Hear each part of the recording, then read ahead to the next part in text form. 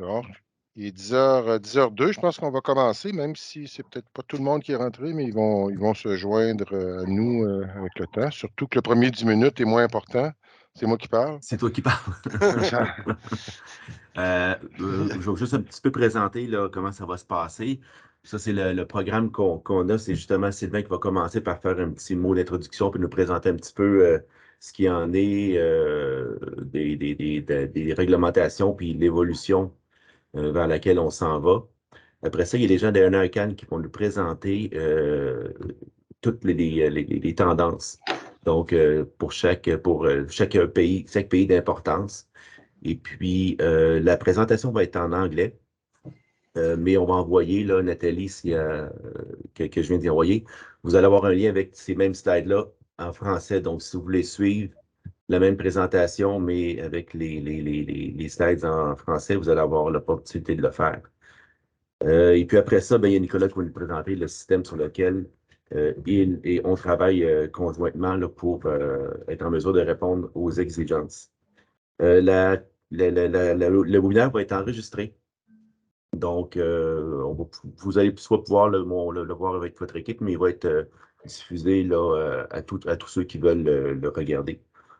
Si vous avez des questions, on va donner du temps entre chaque participant, donc entre chaque présentateur, puis à la fin, si on peut se le permettre, on va avoir une petite période de questions générales. Est-ce qu'il y a des questions pour l'instant? Parfait. Donc, je vais te laisser, Sylvain. OK. On commence. OK, alors, moi, je vais juste vous introduire un peu l'historique, là, pourquoi on est là et d'où ça vient. Au départ, vous pouvez mon fond d'écran. Vous voyez mon nouveau bureau au KeyWeb. Là, les huissiers sont passés. Là, on n'a plus de financement à partir du mois d'avril. Fait que maintenant, on est dans des bureaux neutres. Fait que, alors, pour débuter, je voudrais vous présenter un peu d'où ça vient, tout ça, les politiques de l'égalité, puis ça vient au départ de la déforestation. Lors de la première entente de Kyoto, on s'est aperçu que la déforestation avait un impact carbone majeur sur le bilan carbone de la planète. Et c'est là qu'est née la certification forestière. Alors, ça fait déjà longtemps, là, 25 ans. Alors, il y a eu tout un processus pour certifier les forêts. Vous êtes tous au courant de ça. Et suite à ça, la déforestation s'est aperçue que c'est les compagnies riches les pays riches qui avaient des certifications, puis les forêts tropicales n'étaient pas certifiées. Donc, ils ont changé pour ajouter un contrôle des coupes légales. Les coupes illégales en essayer d'empêcher qu'il y ait des coupes illégales, notamment dans les pays tropicaux. C'est là qu'est né le FLEG en Europe, la politique européenne, puis le Lacey Act aux États-Unis, que tout le monde connaît. Ça a amené le montage de chaînes de traçabilité. Là, on remonte à 10, 15 ans. Là, FSC, PFC, tout le monde s'est doté de chaînes de traçabilité. On a même eu au KeyWeb. Et c'est à ce moment-là que nous, on avait au KeyWeb, là, je remonte avant, là, on avait développé le code de conduite pour contrôler la déforestation. On n'était pas dans une zone à risque, mais il n'y avait pas d'audit. C'est un système d'association de code de conduite. Ça passait à l'époque. Ça avait résolu notre problème dans plusieurs marchés. J'envoyais une lettre, puis disant que c'était tout correct, puis ça passait. Bon, il n'y avait pas rien de structuré derrière. Là, les nouvelles normes qui sortent reviennent sur la déforestation, mais ils rajoutent la dégradation. Là, c'est plus sévère. Là, on parle de deforestation free. Ça veut dire qu'il faut qu'il n'y ait aucun produit provenant de déforestation ou de dégradation. On va en parler. Ils ont ajouté la géolocalisation. Puis là, autrement dit, notre système KeyWeb d'avant, ça ne marche pas. Les chaînes de traçabilité existantes n'ont pas de géolocalisation. Ça ne marche pas. Est-ce qu'ils vont avoir le temps de le faire? Je ne suis pas sûr. Là, il faut remonter le système qu'on va vous présenter aujourd'hui, qui va inclure des audits. Mais notre objectif est d'avoir un système interne, donc qui ne coûte pas cher, qu'on monte actuellement, mais aussi qui ne coûte pas cher à gérer et à maintenir. On ne veut pas des audits annuels pour chacun à 5 000 $ par année. C'est ça. On essaie de trouver un système virtuel où les audits, si c'est virtuel en tout temps. Sylvain, j'aurais Oui. 4-5 000 pieds à ramasser à Saint-Gilbert, pour livrer à Trois-Rivières. Il faudrait fermer vos micros. C'est qui parle? 2 paquets à livrer à la mode. Bon. Bref, Nicolas va vous montrer un peu ce qu'on a monté, là, une gestion de fournisseurs avec des géolocalisations, des distances de transport. Là. Et Christine va vous faire le tour un peu des politiques actuelles dans les différents pays, puis ce qui s'en vient. Notamment au Japon, ils suivent la même tendance. Aux États-Unis, ça va s'en venir. Fait qu'on n'a pas le choix. Là. Ça fait 3 ans qu'on en parle. Là, on est en train de le monter. D'ici 1 an, les mises en place vont être là. On n'aura pas le choix d'avoir notre système. Je n'irai pas plus loin que ça. Je vous dirais que ce qu'on monte actuellement va aussi servir à un autre dossier qui nous est cher, soit les calculs carbone puis les contrôles de déclaration environnementale de produits spécifiques, parce que le système de géolocalisation de vos fournisseurs est essentiel pour faire les calculs de distance et de coûts de transport dans les systèmes de déclaration environnementale de produits. Fait que c'est la même chose. Il vous resterait juste à faire la gestion de votre opération d'usine en termes de dépenses d'énergie et de carbone, si vous avez une déclaration environnementale un jour, qui va être obligatoire aussi. Autrement dit, c'est un outil multi-usage qui va pouvoir nous servir à plusieurs fins. Sans plus attendre, je vais passer la parole à Christine Spady de Ressources naturelles Canada, qui va faire un peu un topo, là, tous les pays, parce qu'il n'y a pas juste l'Europe avec leurs nouvelles règles, il y a le Japon, il y a la Corée, les États-Unis. Alors, comme il y a beaucoup de... C'est bien de dégrossir tout ça, puis qui est rendu où au niveau des politiques et quand ça va être mis en place. Christine, I will let you go. Okay. Let's just set. Hi, everybody.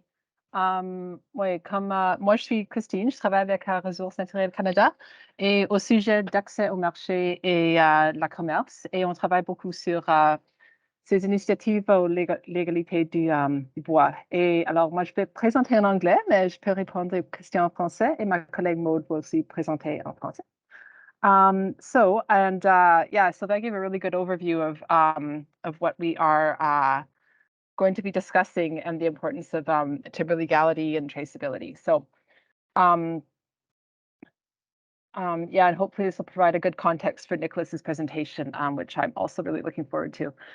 So as you're all aware, in recent years, many of our major trading partners have put into place timber legality legislation to help ensure that their forest product imports are legal.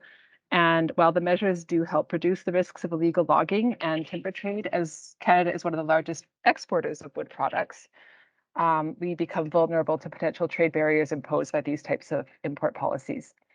And more recently,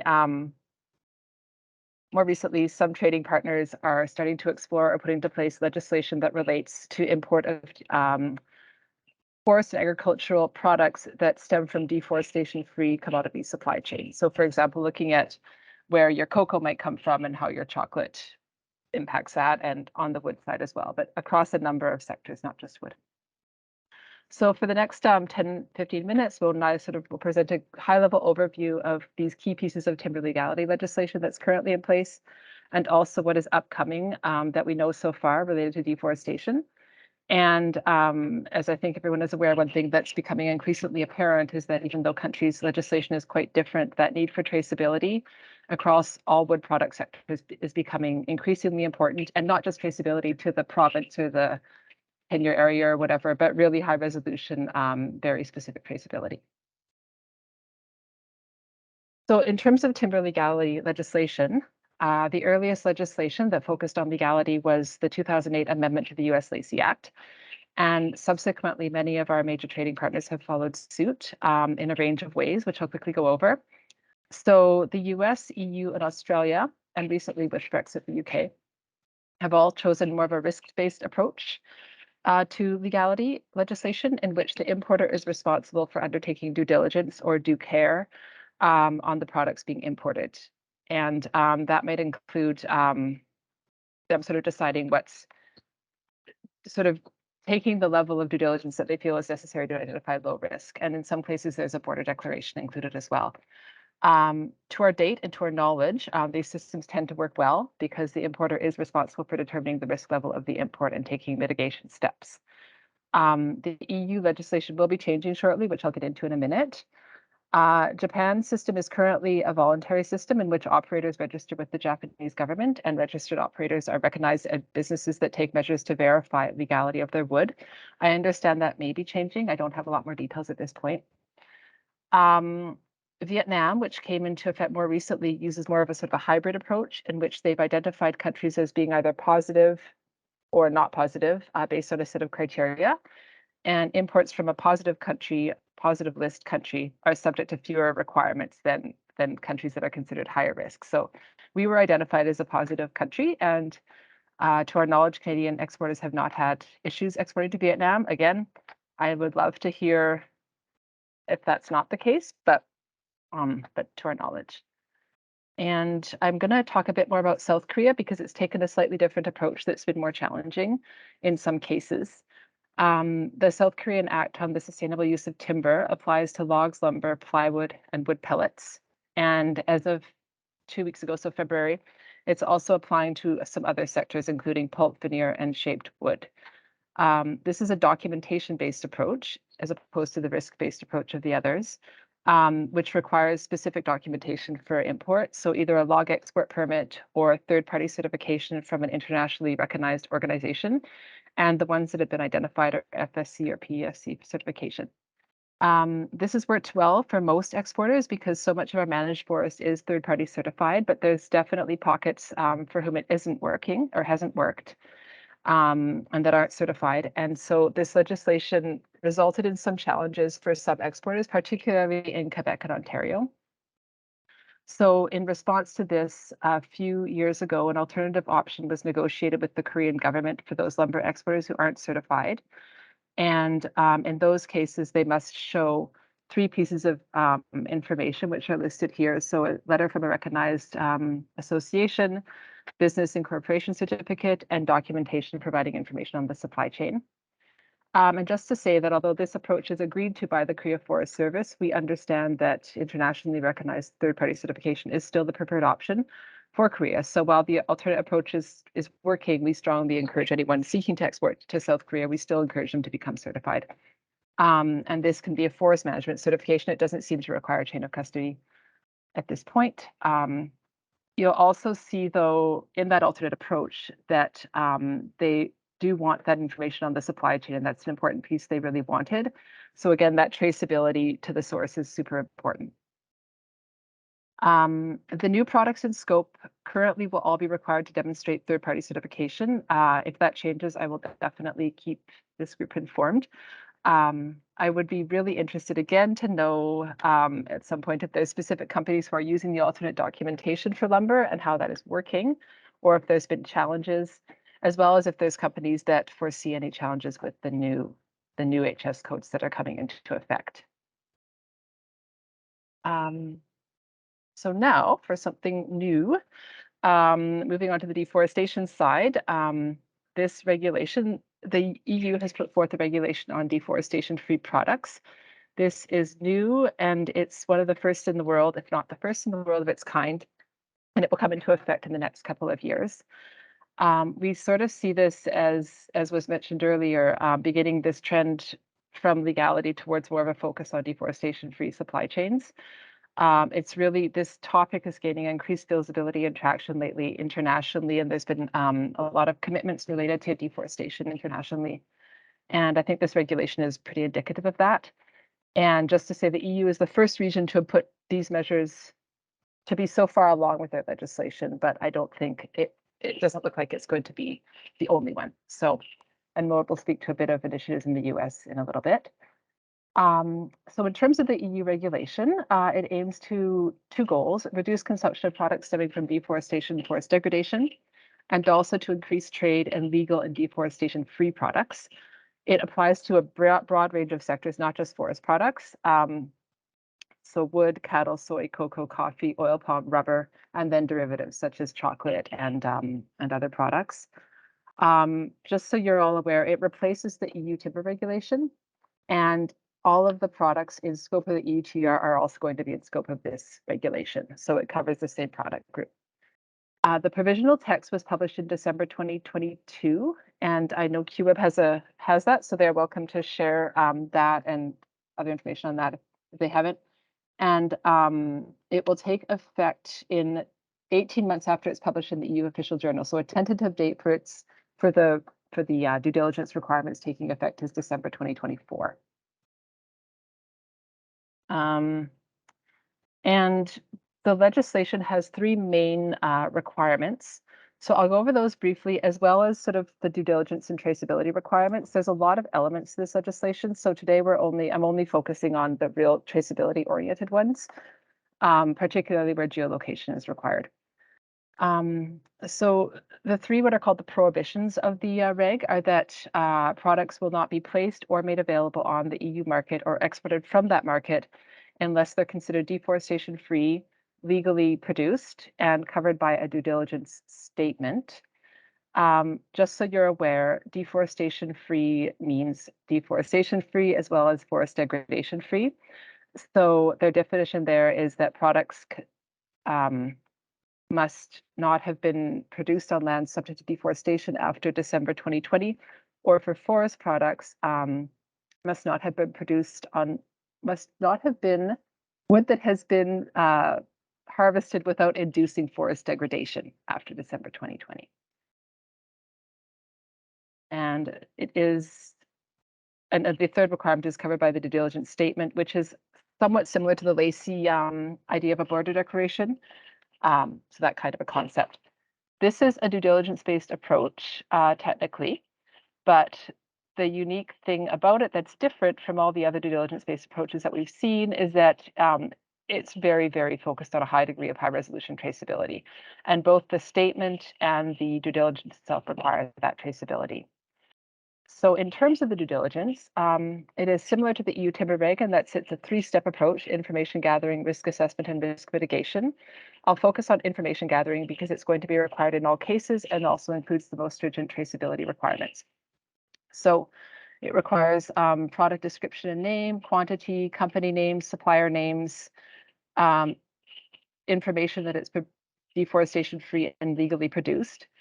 And then most importantly, I would say that's new is that it requires country of production and the geolocation coordinates for all plots of land where the product was produced. And by geolocation, they mean a plot of land described by latitude and longitude. So a point of land, or if it's more than 4 hectares, they will be looking for a polygon of land.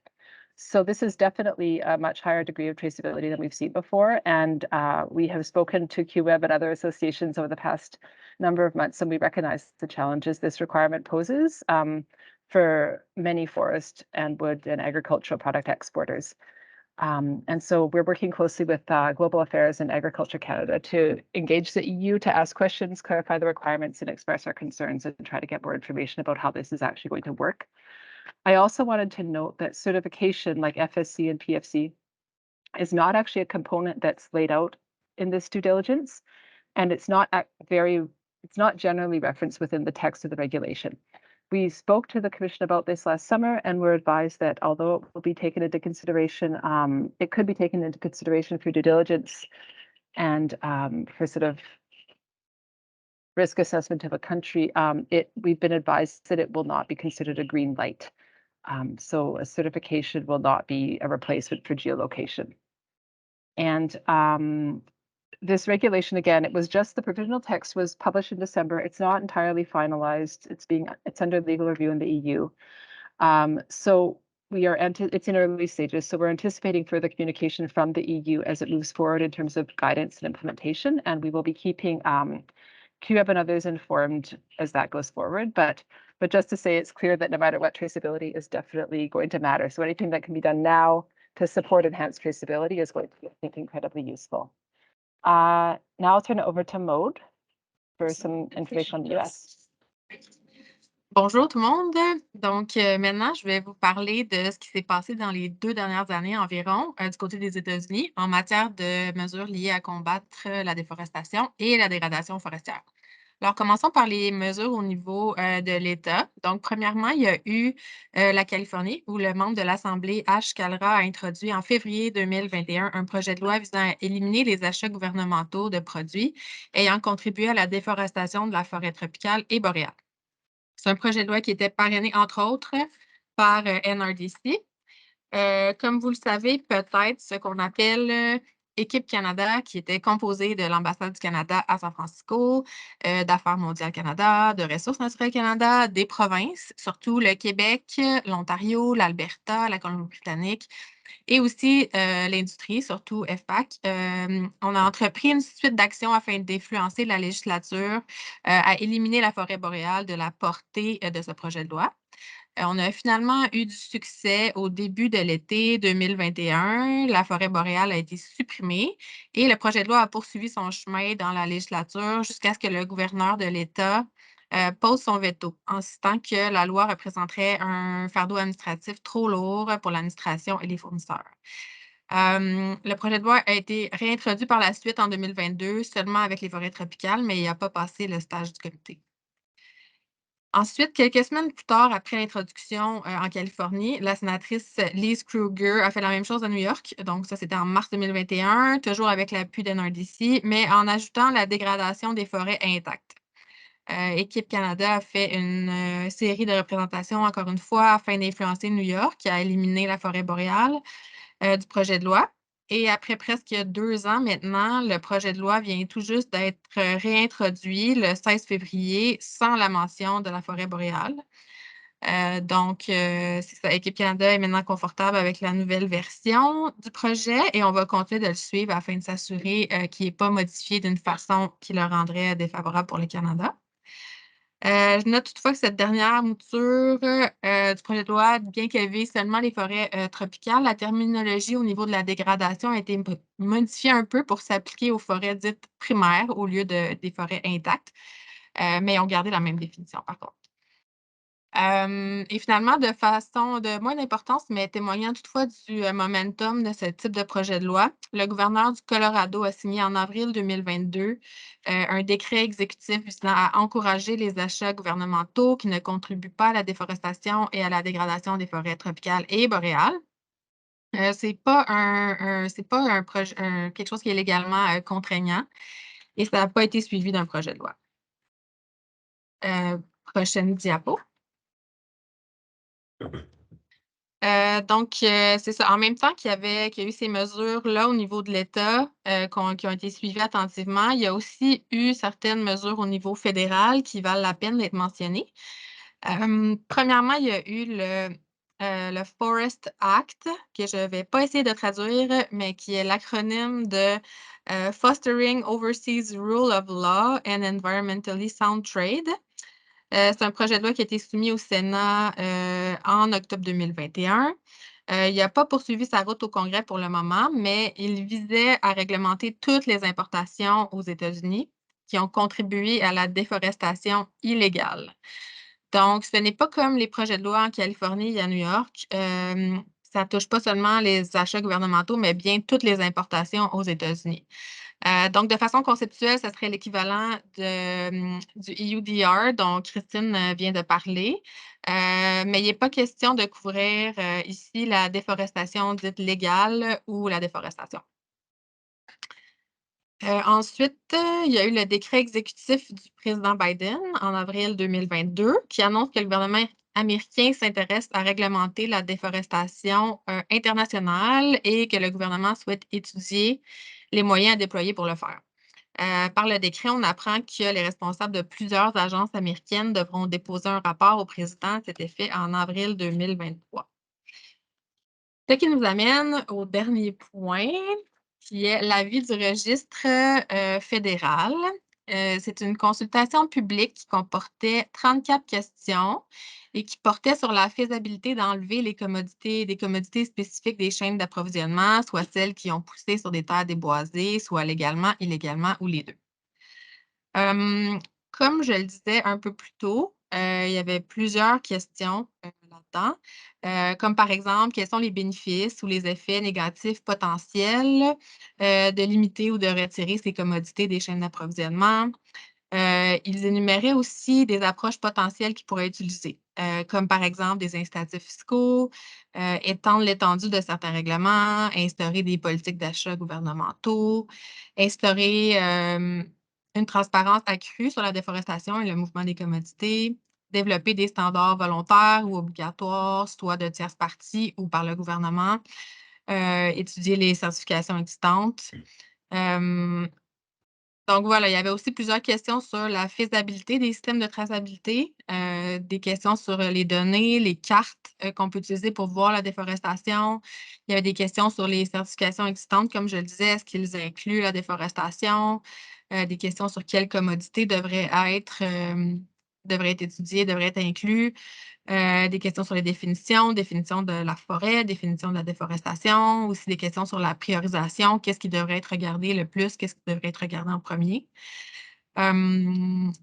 Donc, voilà, la consultation publique s'est terminée le 2 décembre dernier. Ressources naturelles Canada travaille actuellement avec d'autres ministères, dont Affaires mondiales et Agriculture, pour développer une position du gouvernement du Canada sur ces enjeux et aussi le type de message qu'on souhaite partager avec les États-Unis.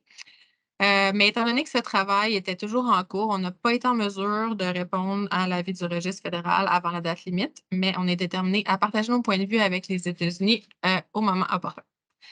Alors, voilà, ça fait le tour de ce qui s'est passé aux États-Unis là-dessus dans les 2 dernières années. Est-ce qu'il y aurait des questions? Je sais qu'il y a beaucoup de contenu, il y a beaucoup de points, mais si vous avez des questions, c'est le temps par rapport à cette présentation-là. Oui, j'ai une Oui. question, c'est Nicolas. Qu'est-ce qu'on entend par forêt primaire? C'est quoi la définition?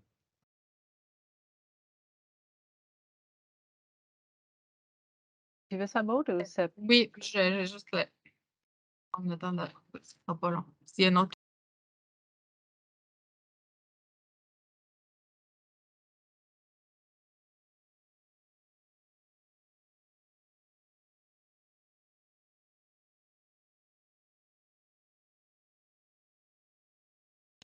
Monte ton micro et ferme.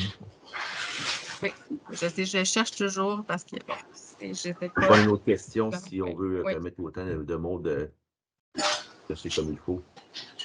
Ah, je l'ai. OK, donc, primary forest, ça, c'est dans le bill de New York en passant, là, qui ont utilisé ça.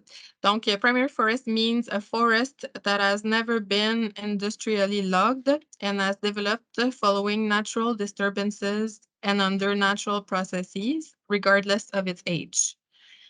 Primary forests include forests that have experienced non-industrial scale human impacts, including traditional or subsistence activities carried out by indigenous communities. Alors, c'est pas la définition de la FAO, mais c'est pas exactement la définition de la FAO, mais il y a des similarités. Si je veux préciser aussi, la dégradation, c'était très, très subtil et sujet à interprétation, mais dans la règle européenne, la dégradation, c'est maintenant de transformer une forêt primaire en plantation. Ils l'ont précisé, là. Donc, autrement dit, si on coupe une forêt dans le nord de Mistassini, où est-ce qu'il n'y avait pas de route avant, puis qu'on coupe la forêt, si on la laisse repousser de façon naturelle, c'est bon. Mais si on replante, ça devient pas bon. C'est ridicule, mais c'est ça. Ça s'applique. Ouais, c'est ça la définition, là. Bon, je pense pas que ça va être un impact majeur. Il reste mais ça va nous empêcher, dans certaines opérations forestières où il y a des dénudés secs ou des problèmes, de les replanter, ce qui est complètement ridicule, mais c'est juste pour préciser la dégradation. Ils ont choisi pour la réglementation européenne une définition pour déforestation qui concentre surtout sur la conversion agriculture Right. Right. And that's different from what we normally use, which is UNFCCC definition. And then degradation is very specific to the regulation, is it? And it's plantation and planted forest. Yep. Yeah. L'objectif était d'empêcher qu'on rase des forêts tropicales pour planter de l'huile de palme. C'est ça qu'ils veulent arrêter, là. Mais quand tu arrives chez Bougamo, ben, ça ne se tient pas debout. Mais bon, on n'est pas là pour définir la logique du système, mais bien de comprendre c'est quoi l'exigence. Oui, Et et aussi, Nicolas, je crois que dans l'Union européenne, I think the definition of primary forest, I believe, is the FAO. I'd have to double check, but I think they've taken that definition for this. Yes. Reg. Yes. Et on voit, c'est de façon globale qu'il y a des choses qu'on peut faire politiquement, de bloquer cette réglementation comme en Californie, à New York, exclure Boréal, enlever ci. Mais la tendance est mondiale. Autrement dit, on ne s'en sortira pas, là. On est mieux de s'organiser comme il faut, tout de suite, pendant qu'on a du temps. Même si on gagne politiquement pendant 1 an ou 2, ça va arriver pareil, à gauche ou à droite. On n'aura pas le choix. Je dirais que c'est la même chose qui est arrivée lorsqu'on a voulu implanter le bois sec au niveau du résineux. Là. Tout le monde, bah, là, on a du bois vert. Aujourd'hui, y a-t-il quelqu'un qui vend un 2x4 vert? Ça n'existe plus. Mais c'est un peu la même chose. Phytosanitaire, même chose. On s'est battu longtemps. Des contrôles visuels, des trous de verre, des niaiseries. On finit toujours avec une politique plus logique. Là. Fait qu'on n'aura pas le choix d'y passer. Mais on a du temps.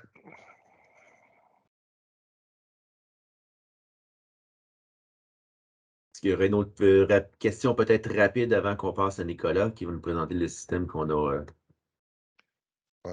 travaillé? Sinon, oui. Oui, bonjour, Maud. J'étais juste curieux d'aller surprenant au ministère des Ressources naturelles et des Forêts. J'étais juste curieux de savoir pour ce qui est du registre fédéral américain, tu mentionnais que le gouvernement du Canada attendait le moment opportun pour déposer des commentaires. Est-ce que vous avez en tête un moment précis là, par rapport à ça? Ou... Ben, dès qu'on sera prêt, comme je disais, c'est qu'on est en train de développer la position du gouvernement du Canada sur ces enjeux. Donc, c'est pour ça qu'on n'a pas répondu avant la date limite et c'est pour ça qu'on ne l'a pas encore fait. Mais le plus tôt possible, dès qu'on sera prêt, on va partager nos messages avec les États-Unis. Merci. Donc, on peut y aller avec toi, Nicolas. On va te laisser partager D'accord. ton écran. Oui, je vais faire ça. Fait que Nicolas, c'est notre sauveur. Il vient présenter la solution à tous nos problèmes. OK. Ouais, je pense que je vais partager l'écran au complet. Là, ça va éviter tout problème.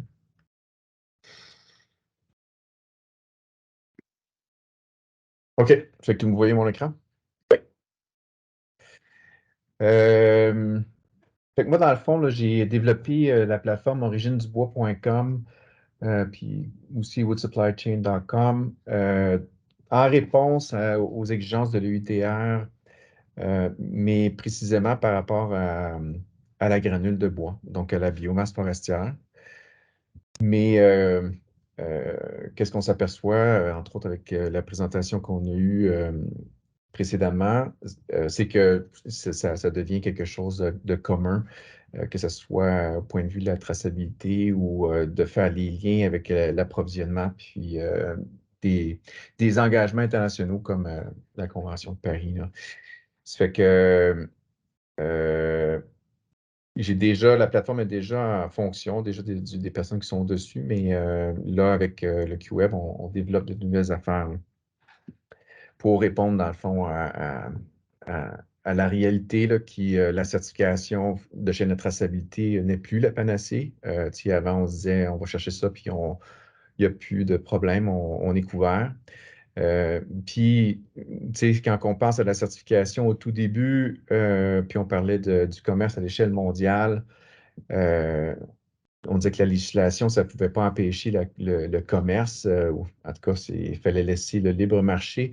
Mais qu'est-ce qu'on s'aperçoit, c'est que la législation est devenue de plus en plus exigeante. Puis si on veut avoir accès au marché dorénavant, il faut vraiment se conformer à la législation des pays importateurs. Qu'est-ce qu'on s'aperçoit aussi, par contre, c'est qu'il y a une grande variabilité d'exigences selon le pays d'importation. Par contre, des choses qu'on voit qui sont plus communs ou des exigences qui se retrouvent souvent, c'est la légalité puis l'enjeu de conversion maintenant avec quand on parle de carbone, le capital carbone forestier, puis les données sur les gaz à effet de serre de la chaîne d'approvisionnement. C'est des choses qu'on voit de plus en plus là, dans la législation. Puis les programmes de certification comme le Sustainable Biomass Program qui tentent à se conformer à cette législation. D'ailleurs, c'est le seul, le SBP, là, le Sustainable Biomass Program pour la biomasse forestière faire de l'énergie, c'est le seul programme de certification qui est reconnu là, par RED 2. Les autres programmes de certification, ils n'ont pas fait la demande encore là, pour se faire reconnaître à cette législation.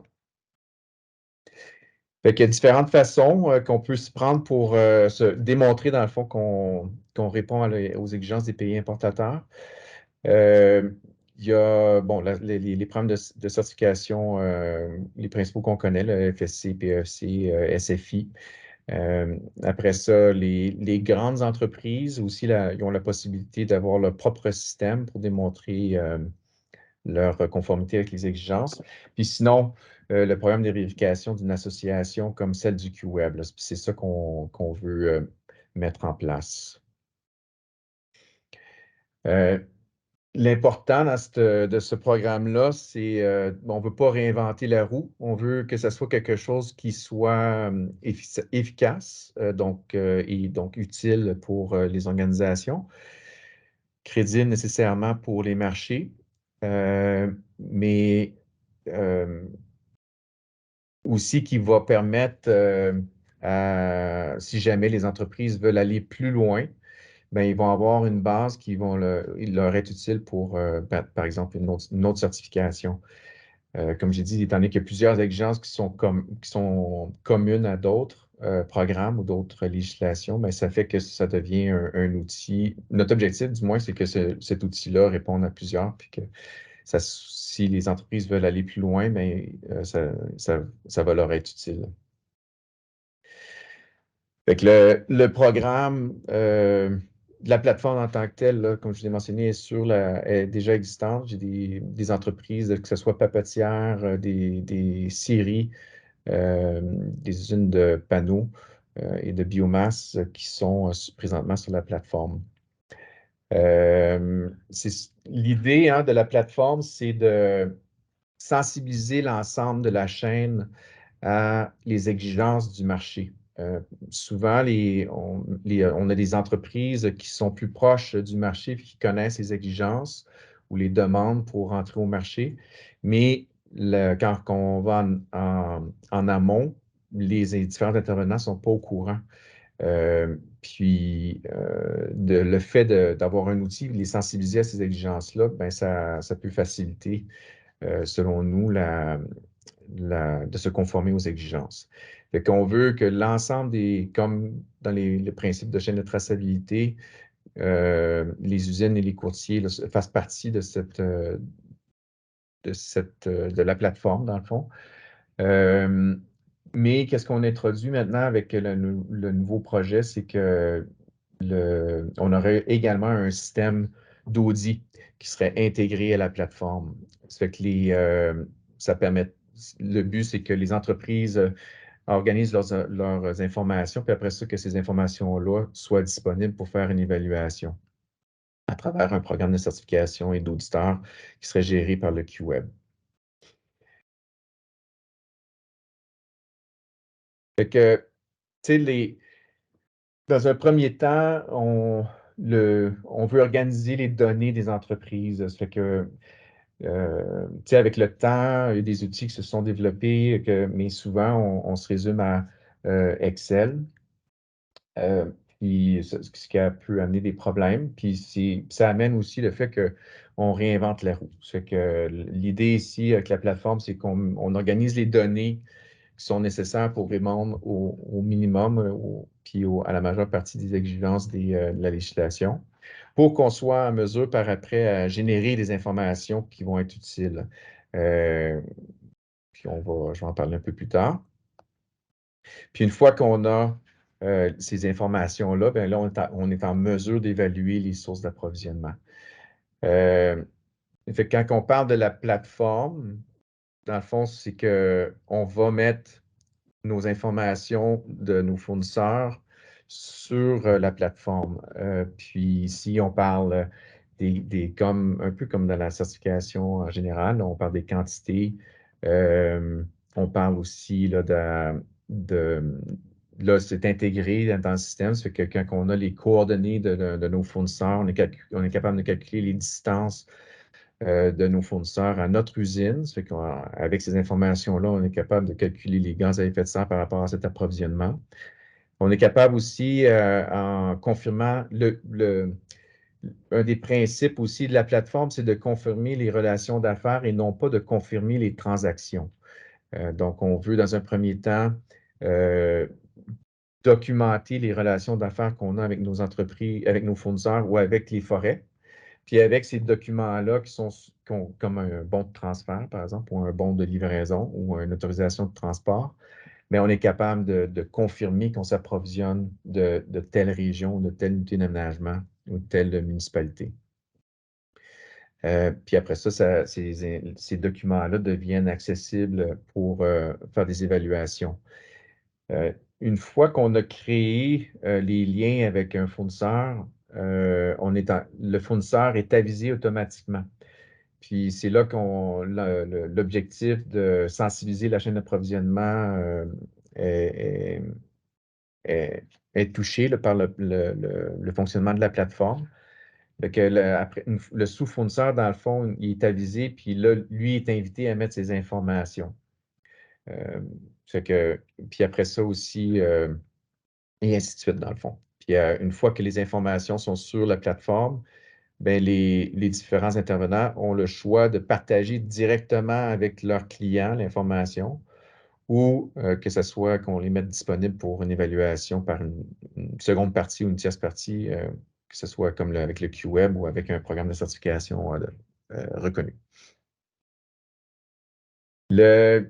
Une fois qu'on a mis nos données, bien, on est dans la possibilité de générer des informations qui peuvent être utiles et qui sont souvent demandées, là. Donc, on parle, on a déjà des fournisseurs qui sont certifiés, l'information pourrait être générée. Après ça aussi, des connotations de risque, par exemple, en précisant le pourcentage de l'approvisionnement que cet approvisionnement-là représente dans l'approvisionnement total, donc au point de vue du fournisseur ou du point de vue de la forêt. Si il y a des enjeux particuliers par rapport à une région, ça pourrait influencer, dans le fond, le risque associé à cet approvisionnement. Puis, ça, c'est ici le calcul de proportion de quantité d'approvisionnement. Puis, pour ce qui est de GES, mais dans le fond, avec la latitude, longitude, quand on parle, par exemple, une unité d'aménagement, encore une fois, on est en mesure d'avoir un point géolocalisé puis de calculer les distances à notre usine. Ça ici, c'est un peu pour expliquer comment que la plateforme fonctionne. Dans le fond, c'est qu'on a identifié des enjeux. Par exemple, ici, c'est les espèces menacées vulnérables, ou susceptibles de l'être, au point de vue provincial, fédéral. Puis, donc, avec des polygones, on est capable de les superposer à des unités d'aménagement ou à des municipalités MRC. Et quand on fait le lien entre notre approvisionnement et ces informations géolocalisées, bien, on est capable de dire s'il y a certains enjeux qui se retrouvent là, dans notre approvisionnement.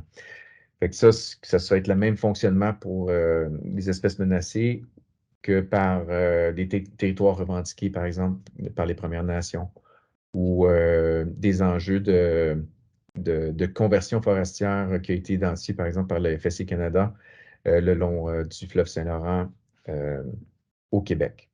Donc, c'est avec cette géolocalisation des polygones qu'on est en mesure de l'associer à la chaîne d'approvisionnement des entreprises.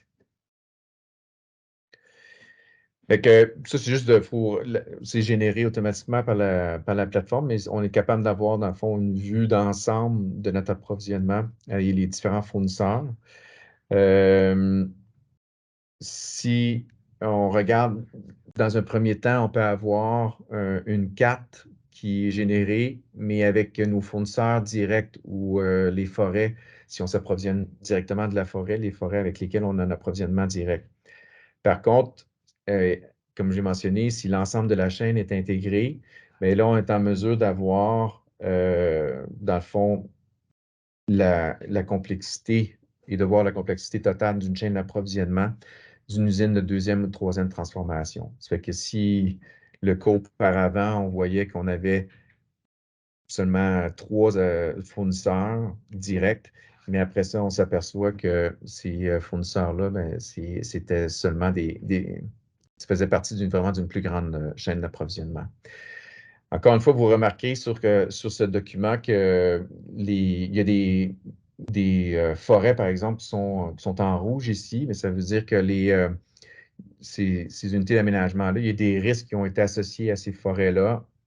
Puis là, dans ce cas-ci, c'était en lien avec la certification FSC. Là. Fait qu'en ayant cette information-là, les entreprises sont avisées des mesures d'atténuation potentielles à mettre en place en relation aux risques qui sont associés aux forêts. Fait que s'il y avait des enjeux de légalité, ce serait le même fonctionnement. Là. On s'entend, le point de vue d'égalité en Amérique du Nord, il n'y a pas beaucoup d'enjeux. Pour résumer, là, on veut que les entreprises mettent leurs informations, mais qui gardent le contrôle sur leurs informations qu'ils mettent sur la plateforme. Fait que pour garder, entre autres, le contrôle sur ces informations, mais ils vont gérer les accès, que ce soit à l'interne ou avec les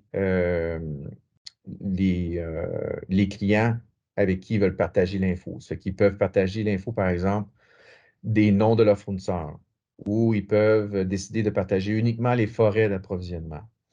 Ça fait que ça, c'est directement. Ça fait que si jamais, dans le fond, l'entreprise ne veut pas partager l'information directement, mais après ça, on a une possibilité avec le programme de certification de faire un échantillonnage des sous-fournisseurs, mais non nominal, dans le fond, pour qu'on soit en mesure pour que jamais dans la liste soit disponible, la liste complète soit disponible à n'importe qui, à n'importe quel moment. Ça fait que on aurait des numéros, puis on génère un échantillonnage, puis après ça, que les documents soient mis à disposition de l'auditeur pour faire une évaluation.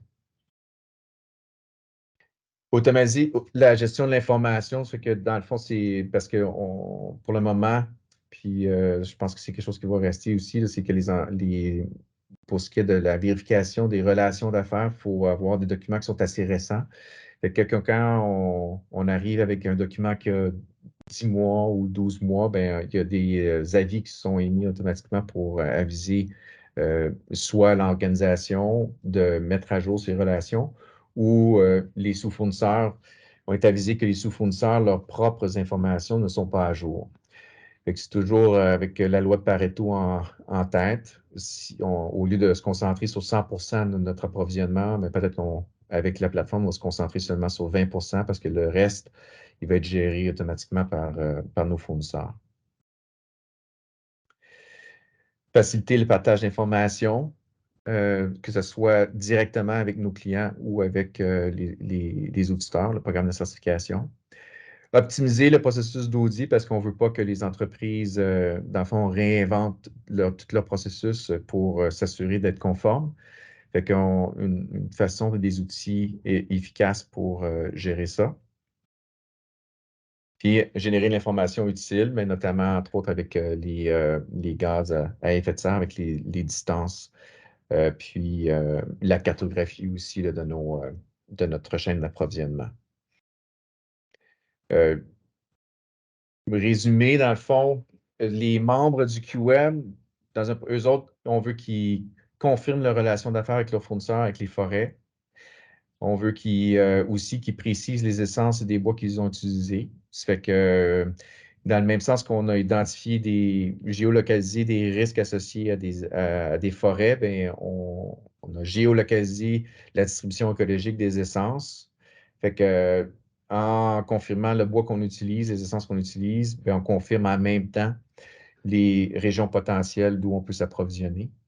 Puis après ça, bien, nécessairement, il faut aussi démontrer notre consommation en fibres lors de la production pour qu'on soit en mesure de dire que les intrants nous permettent de produire autant ou d'exporter autant. Pour ce qui est du QM, bien, sa responsabilité, c'est de gérer le programme de certification, d'accréditer les auditeurs ou les évaluateurs qui vont aller chez les membres pour se faire auditer. Le suivi des audits, s'assurer que tout est fait dans les temps et les échéanciers qu'on s'est donnés. Une des affaires selon moi, qui est très intéressante avec la plateforme, c'est que l'information est disponible à distance. Puis ce qui fait que le processus d'audit peut être géré plus efficacement. Puis une fois que l'auditeur vient sur le site faire une évaluation, bien, il peut se concentrer seulement sur les éléments qui l'intéressent et non pas de faire les exigences de la norme au complet durant la visite. Puis après ça, ben, c'est sûr qu'on a des bases de données qu'on veut alimenter sur la plateforme pour être en mesure d'informer que ce soit les exigences pour les organisations, mais aussi pour les pays importateurs. Parce qu'une fois qu'on a réalisé nos audits et qu'on a des rapports de réaliser, on va générer des certificats pour nos membres démontrant qu'ils sont conformes, s'ils le sont. Mais après ça aussi, les rapports qui sont générés, ils peuvent être mis à la disponibilité des pays importateurs, des agences qui gèrent ces exigences-là pour les pays en question.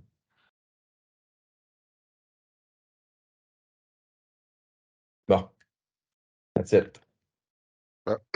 Pour compléter ce que Nicolas a dit, avant qu'on roule les questions, c'est un système qu'on connaît parce qu'on l'a mis en place pour les granules il y a 4 ans, Nicolas.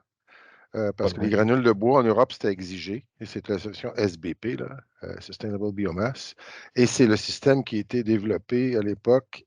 Tous les fabricants de granules au Canada doivent passer par là. C'est même plus proposé, là, c'est obligatoire. Sinon, tu ne peux pas vendre.